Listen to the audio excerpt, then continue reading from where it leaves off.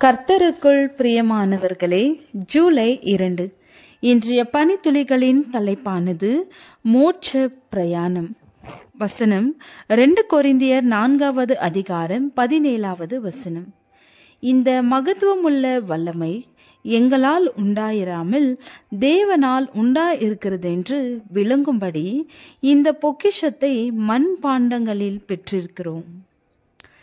John பனியன் குற்றவாளி கூண்டில் ஏற்றப்பட்டு இருந்தார். பிரசங்கிப்பதை விட்டுவிடுவேன் என்று நீ வாக்களிப்பாயானால் உன்னை விடுதலை செய்ய உத்தரவு இடுகிறேன் என்றார் நீதிபதி. அதுதான் முடியாது. சுவிசேஷத்தை பிரசங்கியாது இருந்தால் எனக்கு ஐயோ என்று பதில் சொன்னார் ஜான் பனியன். பதிலுக்கான முடிவு 12 வருட சிறைவாசம். சிறையின் பாடுகள் கொஞ்ச நஞ்சம் அல்ல. விடுதலை பெற ஜான் பனியன் ஜெபித்த ஜெபங்களுக்கு பதில் கிடைக்கவில்லை. ஆனால் தேவ கிருபை கிடைத்தது. கர்த்தர் சொப்பனத்தின் மூலம் மோட்ச பிரயாணத்தை வெளிப்படுத்தினார்.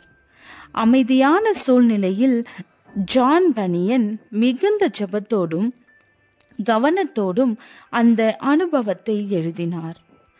1678 ஆண்டு அவரது எழுத்தோவியமான மோட்ச பிரயாணம் என்ற புத்தகம் வெளிப்பட்டது.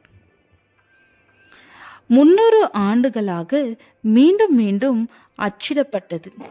உலகத்திலேயே வேதாகமத்திற்கு அடுத்தபடியான ஒரு சிறந்த புத்தகமாக கருதப்படுகிறது. வேதாகமத்திற்கு அடுத்தபடியாக மிக அதிகமான மொழிகளில் மொழிபெயர்க்கப்பட்டுள்ள புத்தகமும் இதுதான். சாத்தான் அவரை சிறையில் அடைத்தான்.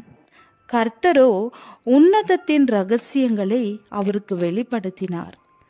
கர்த்தர் இயற்கையின் மேல் ஆளுகை செய்கிறவர் அல்லவா? அப்படியானால் நம் ஒவ்வொருவரின் மேலும் அக்கறை காட்டுபவரும் அவரே.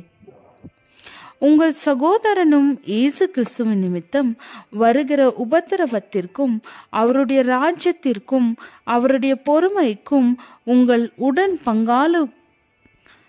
பங்காளனுமாயிருக்கிற யோவானாகிய நான் தேவ வசனத்தின் நிமித்தமும் இயேசு கிறிஸ்துவை பற்றிய சாட்சி நிமித்தமும் பத்மோ என்னும் தீவிலே இருந்தேன்.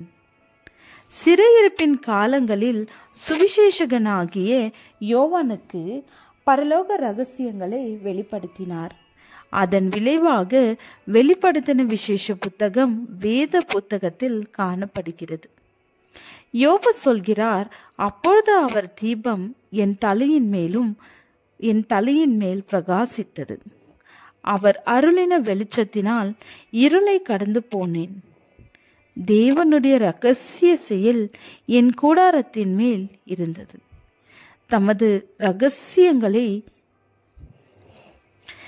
யோபுவின் உபத்திரவத்தின் போதும் பரலோகத்தின் தேவன் தமது இரகசியங்களை வெளிப்படுத்தியிருக்கின்றார். நமது வாழ்வின் துயரத்தை ஆனந்த களிப்பாக மாற்றுகிறவர். நமது ஆண்டவர் நமது வாழ்வை அவரிடம் ஒப்படைக்கிறோம். அவர் தமக்கு சித்தமானதை எல்லாம் செய்கிறார். ஜெபம். பிதாவே, எந்த நிலையிலும் நாங்கள் இருந்தாலும் எங்களை கைவிடாதவரே, உமக்கு ஸ்தோத்திரம். ஆமென்.